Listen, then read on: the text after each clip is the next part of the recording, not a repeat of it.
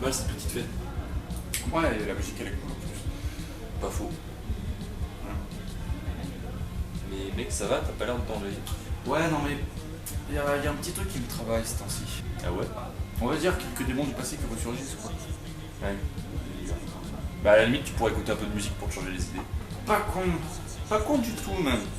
C'est quoi? Et où tu vas?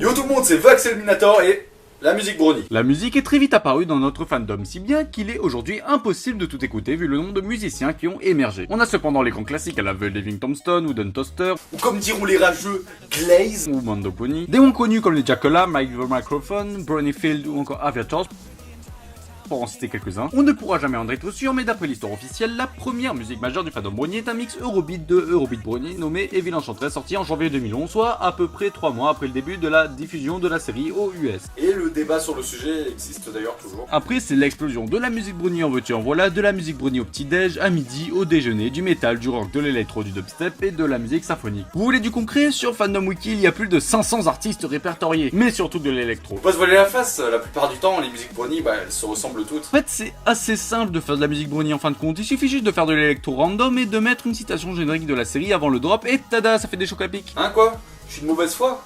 Bah comme d'habitude en fait. Et le film alors? Parce que oui, je vous vois derrière vos écrans en train de parler tout seul et de vous dire, dis donc, espèce de gauchias, tu vas arrêter de commencer toutes tes vidéos en parlant d'un sujet qui n'a rien à voir? Et la réponse est non, parce que j'adore taper les enfants. Attends, quoi? Mais excusez-moi, et le film alors? Eh bien, à la base, il ne devait pas avoir de suite à I Castle Girl. Bah ouais, le portail était refermé, Sunset était devenu gentil et tout allait bien. Sauf que derrière, dans son ombre, le spectre d'Hasbro rôdait et décida du pire, une suite. Et ouais, suite au succès du premier film, Hasbro a senti le filon et l'a exploité, et je trouve ça dégueulasse, sérieusement. Sérieusement, non, mais je vais bouder. Ça y est, je vais bouder. Je vais bouder. Voilà, le film est annoncé en 2014, comme d'habitude, il y avait ceux qui avaient la hype, il y avait ceux qui s'en foutaient, il y avait moi, et donc voyons ensemble ce que le film vaut.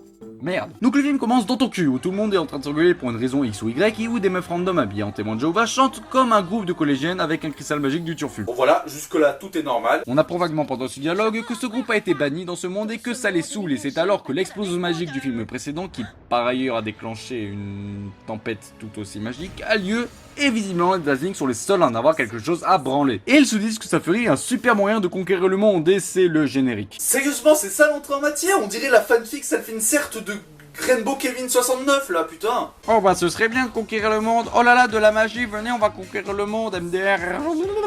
Mon enfant. Aussi bien alors un générique rempli de qui est un peu devenu hélas une langue à part, et avec des paroles qui tel un Ibra TV te font des pranks. Taper sur la batterie, ou bien chanter comme une star. Taper sur la batterie, Ou bien chanter comme une truie. comme nos cœurs portent les couleurs de l'arc-en-ciel. My Little Pony, Equestria Girls, Rainbow Par Rocks. contre, t'es pas obligé de dire le titre du film. Nous retrouvons pas le Main Six et Sunset en train de préparer le concert de l'école, et comme la crise financière est passée par là, ils ont plus d'imprimantes et sont obligés de peindre des affiches à la con avec de la gouache. J'ai utilisé du glaçage au lieu de gouache. Sauf Pinky. Pinky, elle te fait de la peinture avec du putain de glaçage. Alors, outre le fait que ce soit du gaspillage alimentaire et le fait que cette affiche possède un ordre de péremption, y a pas un moment où on dit stop? Bonjour à tous, chers élèves. Cécile et Luna font alors une des entrées les plus dramatiques que j'ai jamais vues de ma vie, et elles annoncent qu'elles sont super heureuses que le lycée organise un concert, et putain de merde. Ok, c'était juste une blague, calmez-vous. Alors continuez à travailler sur ces belles affiches. Allez les enfants, continuez de travailler. Bref, ensuite on retrouve le Main Six dans leur local de musique qui parle du fait que oh là là, t'étais vraiment méchante Sunset, hein, oh là là. Ouais, t'étais une merde, Sunset. T'étais une grosse merde. Tu puais ta race. Tu puais la merde, Sunset. Tu puais. Elles font ensuite une chanson sur l'amitié. Quelle originalité! Ensemble, nous allons de l'avant, ce sera sûrement amusant. Alors c'est très clairement du playback et visiblement ça déclenche leur magie. Bah ça, c'est la magie. Et en plus c'est même pas comme si ça les étonnait, elles sont juste en mode oh bah c'est surprenant. Je pense que si ça m'arrivait à moi, je réagirais différemment, hein. Fais deux et après ça repart, mais voilà, je vois.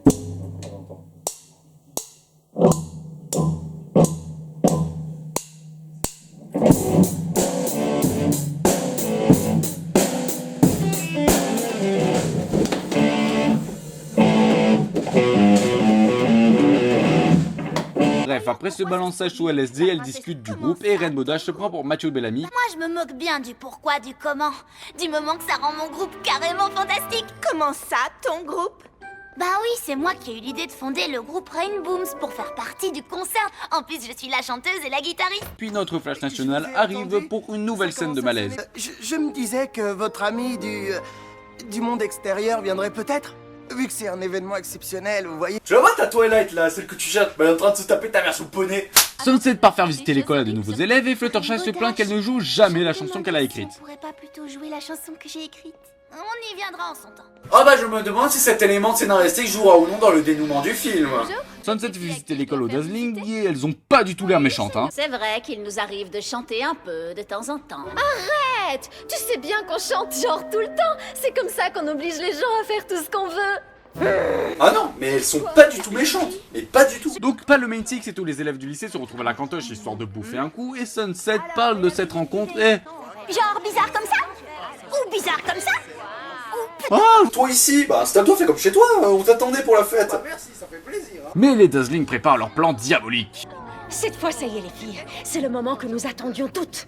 Le déjeuner? L'occasion de récupérer notre magie d'Equestria.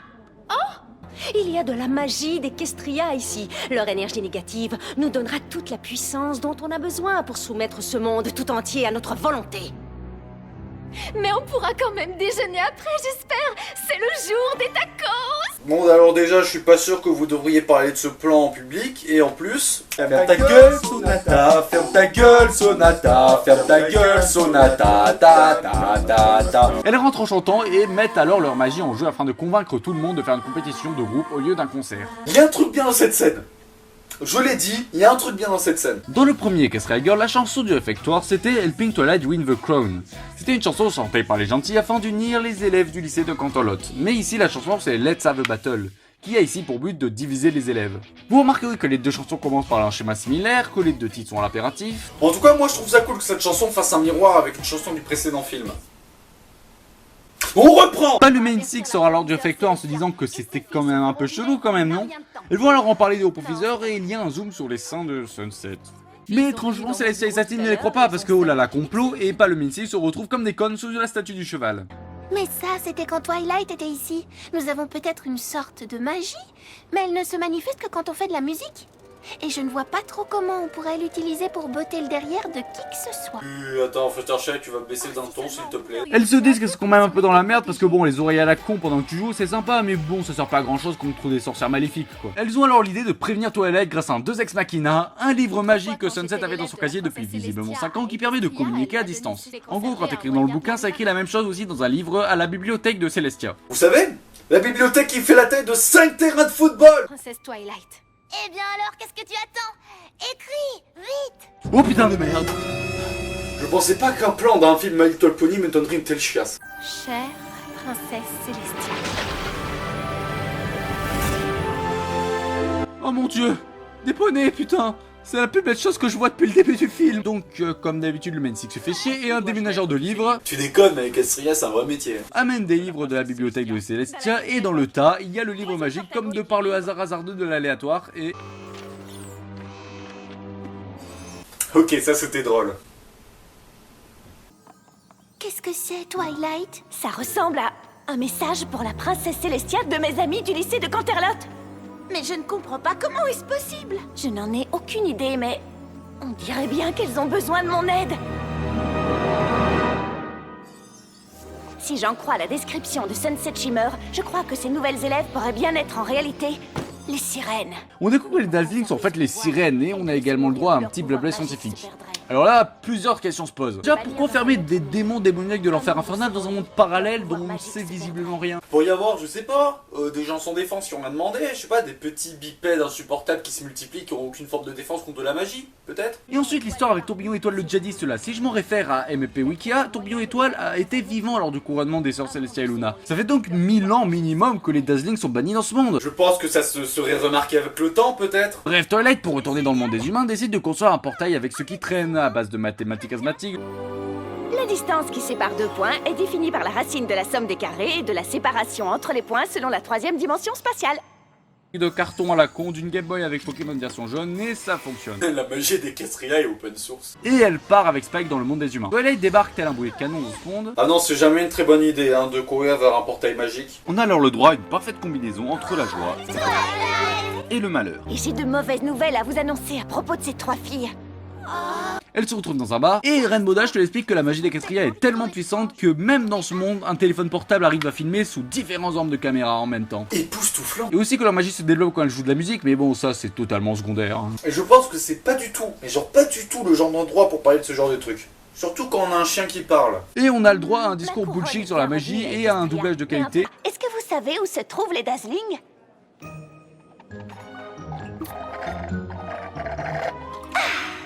Il y a une grande fête ce soir pour tous les groupes qui participent au spectacle. Et les étincelantes viendront sûrement.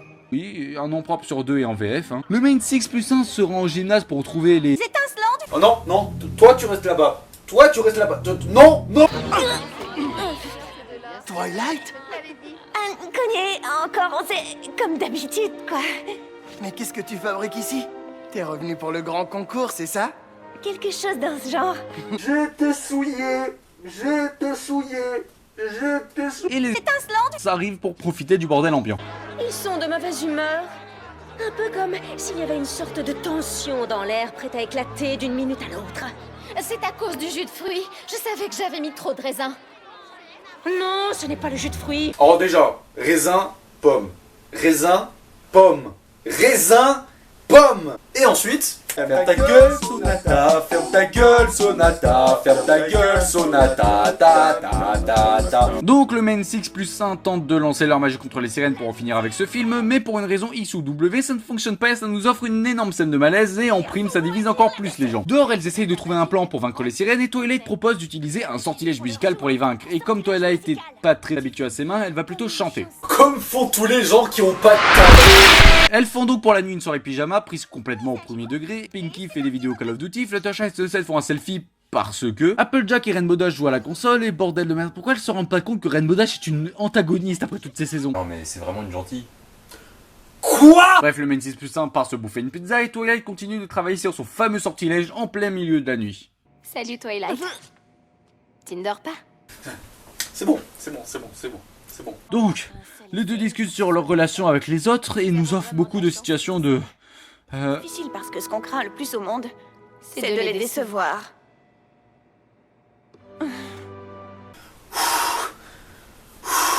Je disais, de situations de... où- Sunset Shimmer? Laisse tomber, c'est sans importance. Ok, le shipping va trop loin, calmez-vous, calmez-vous. Calmez-vous. Bref, après cette nuit, Twilight nous offre un magnifique pastiche d'un concert de Kenny Girac.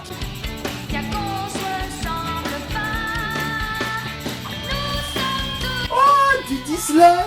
Et comme le concours est censé commencer dans les minutes qui viennent, elles se disent qu'elles sont très légèrement dans la merde. Elles décident alors de survivre dans le concours pour faire gagner du temps à Twilight afin qu'elle finisse enfin son putain de sortilège. L'ouverture a lieu et Princesse Celestia a l'air très enthousiaste de voir que tout le monde est à deux doigts de s'entretuer. Le concours commence avec visiblement une vidéo de Malaise TV suivie du groupe des Main Six et Rarity est toujours là à faire chier. L'habitude. Si vous avez suivi, en fait il faut qu'elle soit assez bonne À la musique, hein. pour qu'elle soit qualifiée mais pas assez pour qu'elle jette le sort. Entendu. Juste assez cool pour gagner, mais pas assez cool pour la transformation avec les oreilles, les queues, les arcs-en-ciel et tout ça. Donc, environ 20% moins cool. Fan service. Pour ajouter un peu de cringe et de difficulté, évidemment la quasi-totalité des élèves du lycée se sont mis à saboter leurs chansons. Photo Finish utilise des aimants pour empêcher Rarity de jouer. Alors déjà, ils sont plutôt puissants ces aimants, et d'autre part, Rarity n'était pas censé porter ce vêtement, alors comment Photo Finish a deviné? Twilight avale un confetti et manque de s'étouffer. Fluttershy se fait braquer la lumière dessus par Snip et Snails. Parce que jouer devant une salle de 500 personnes, ça va, mais ne t'avise pas de braquer un projecteur sur moi, hein. Les manches et les fringues de Rarity se déchirent et ça la fait pleurer, me demandez pas pourquoi. Elle doit être aussi fragile que le public de Vianney. Et finalement la performance qui commençait bien se termine avec perte et fracas. Elles sont quand même qualifiées parce que Celestia s'est tapé un gros pet pendant la répétition et Twilight rencontre un nouveau Fletcher qui visiblement a une dent contre le respect. Il faut vraiment qu'on arrête de se télescoper comme ça tout le temps. Vous avez entendu quelque chose? Non, non.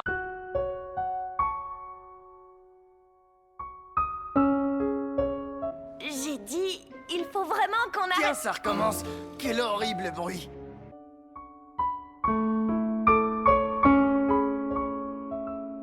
Pourquoi tu me parles comme ça? Foulez, on va les exterminer, on va les tirer dessus, ces fils de pute. Je croyais qu'on était amis et... Et ensuite, t'as décidé de revenir ici uniquement pour pouvoir me battre au concours des groupes. Truc à faire. Tu crois vraiment que tu vas pouvoir les aider? Ah, je parie que tu sais même pas ce que t'es en train de faire.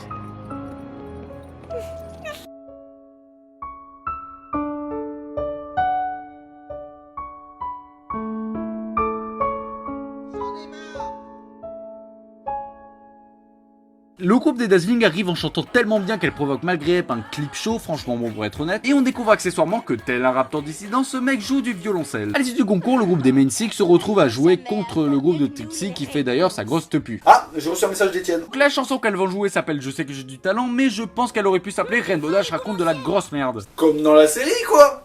Elles vont sur scène, jouent la chanson, mais sont alors à deux doigts de se transformer en démons. Donc Sunset leur saute dessus pour empêcher ça. Ça fait littéralement un bordel colossal et ça fait complètement foirer leur performance et en prime Sunset finit humilié publiquement. Ah non, mais une bonne journée en perspective. Elles se disent que oh là là on est dans la merde, on sera jamais pris. Mais à la grande surprise, c'est leur groupe qui est sélectionné, les ayant convaincu la principale de les sélectionner pour créer de l'agitation et de la haine dans le public et surtout pour montrer Trixie contre elle. Un plan compliqué s'il en est. En fait, ça m'appelle les mecs qui font tout foirer dans les jeux en coop et qui te font croire que ça fait partie du plan. Mais t'es sérieux? Pourquoi tu t'es suicidé là? Non mais t'inquiète, ça fait partie du plan. Ah, ok. Non mais attends, je vais réussir. Trixie va donc les enfermer dans la fosse de la scène et les Dazzling se réjouissent de ça. Je vous avais bien dit que quelqu'un nous donnerait un coup de main. Elle n'a pas donné de coup. Elle a poussé un levier.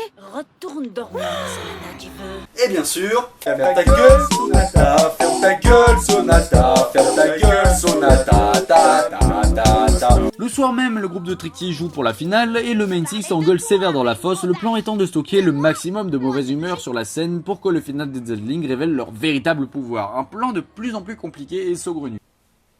Sunset comprend que c'est justement le plan des qui convainc Twilight et les autres que oh là là la magie de l'amitié c'est mieux que tout. Un discours sous amphétamine qui fait tellement vibrer l'orchestre qu'ils se mettent à jouer une symphonie pour accentuer tout ça plus tard. Bon boulot les gars, franchement. Elles ont leur épiphanie de fin de film à base de oh là là l'amitié c'est magique et elles décident de chanter la chanson de Fluttershy. Toute cette préparation pour ça. Pendant que les Dazzling chantent l'hymne officiel des Républicains,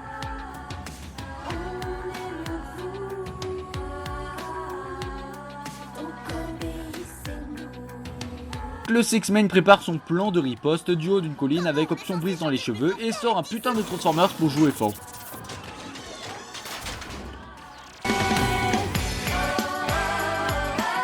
Je sens la musique en moi.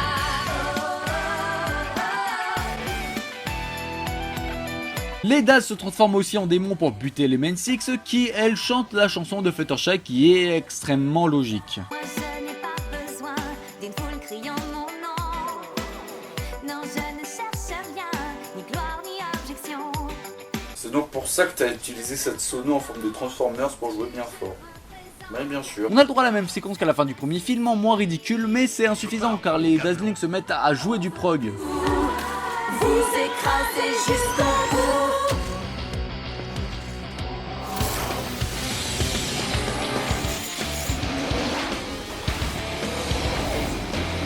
Ah non mais elles ont gagné direct hein pour moi. Tout ça fond à François Fillon. L'avenir à fond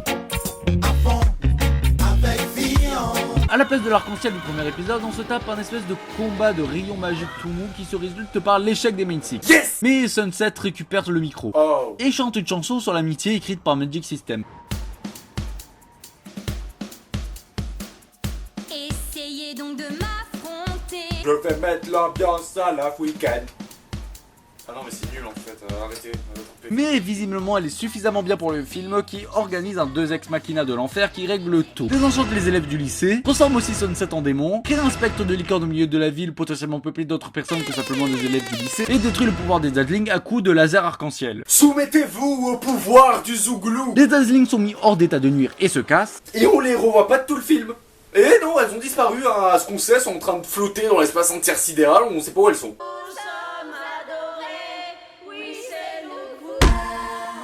Et Sunset et les Main Six ont aussi gagné un pouvoir de TP parce que regardez, là elles sont là, et au plan d'après elles sont là.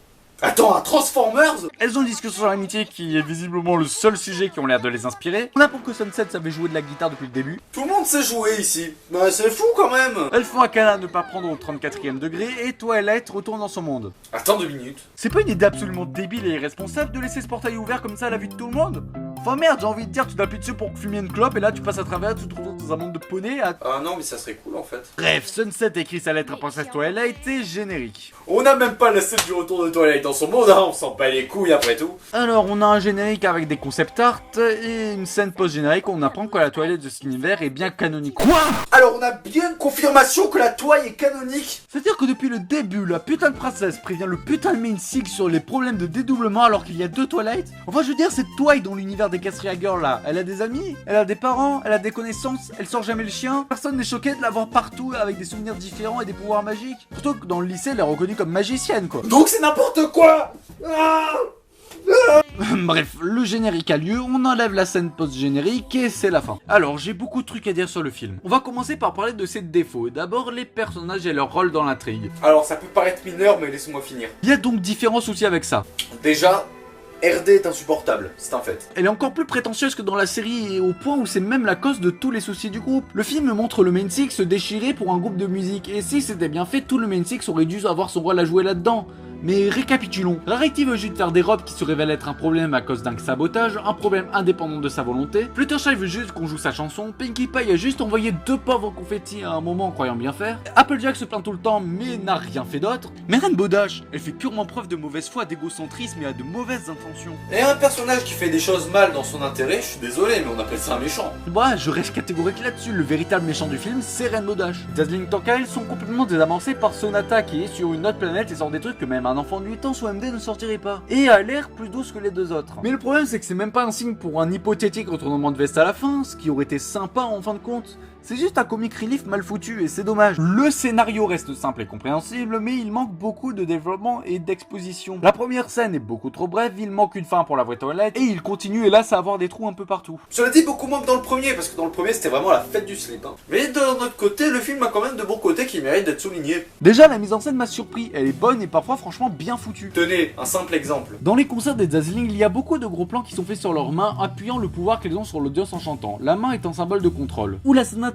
qui, bien que totalement expédiée, est visuellement très belle et marquante. Franchement, toutes les apparitions de ces personnages ont la méga classe et sont réussies. Spécial dédicace au clip show de Under My Spell qui est très efficace. En fait, beaucoup de scènes dans le film ont une lumière très bien gérée et on sent une vraie volonté de faire quelque chose de plus cinématographique. Ce qui était d'ailleurs la volonté des réalisateurs Jason Sisson et Ishii Riddle. C'est pourquoi il y a beaucoup de plans avec une profondeur de champ marquée et aussi la raison pour laquelle on ne voit pas la vraie Twilight au bout de 20 minutes de film. C'est aussi la raison de la présence de ce génial générique de début storyboardé par Tony Cliff qui passait par là. Les musiques sont également entraînantes et c'est même pas ironique, la BO du film est efficace et contient des bons morceaux, comme la chanson titre ou Under My Spell encore une fois que j'ai chantonné pendant toute l'écriture de cette chronique. Mais ce film peut être analysé plus loin dans le cadre d'un genre cinématographique particulier. Le rock movie. Parce que s'il y a bien un genre dans lequel on peut le placer par instinct, c'est bien le rock movie un peu teen. Déjà ça justifie les chansons qui sont un truc qui en général quand elles sont pas justifiées me font totalement sortir d'un film, mais en plus, si on enlève le côté magique, le film raconte juste une bande battle assez convenue. Le rock movie, pour faire court, c'est un film qui inclut la musique rock et sa mythologie en son sein. Si vous voulez toujours aller plus loin, je vous recommande l'excellente chronique du Fossoyeur de film à ce sujet. D'ailleurs, les musiques sont assez rock, il y a des instruments et les animateurs ont essayé d'être le plus correct possible en ce qui concerne le mouvement lors du jeu. Et c'est pour ça qu'on pourrait se dire que le film respecte sa spécificité, mais il manque un piquant, il manque un parfum de subversion que je trouve indissociable de cette musique. Je demande pas au film de parler de drogue ou de faire des pogos au